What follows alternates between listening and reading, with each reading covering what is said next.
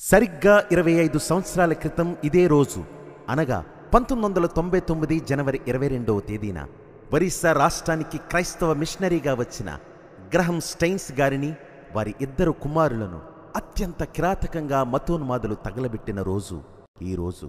ఎందరో కుష్ఠరోగులకు ఆశ్రయాన్ని కల్పించి కుల మత ప్రాంతాలకు అతీతంగా క్రీస్తు ప్రేమను పంచిన కుటుంబాన్ని ఛిద్రం చేసేశారు. నా భర్తను నా కుమారులను చంపిన వారిని మనస్ఫూర్తిగా క్షమిస్తున్నాను. వారు క్రీస్తు ప్రేమ మాధుర్యాన్ని తెలుసుకుంటే చాలని చెప్పి దోషులను క్షమించిన గ్లాడిస్ స్టెయిన్స్ గారి మాటలు అనేకులను కదిలించాయి. క్రీస్తు ప్రభు బోధించిన ప్రేమతత్వం, క్షమాగుణం యొక్క విశిష్టత వీరి మాటల ద్వారా మరొకసారి ప్రపంచాన్ని కదిలించాయి. క్రీస్తు ప్రేమను వారి క్రియలలో చూపిన వారి కుటుంబం కొరకు మరియు నశించిపోతున్న అనేక ఆత్మల కొరకు మనమందరం ప్రార్థన చేద్దాం.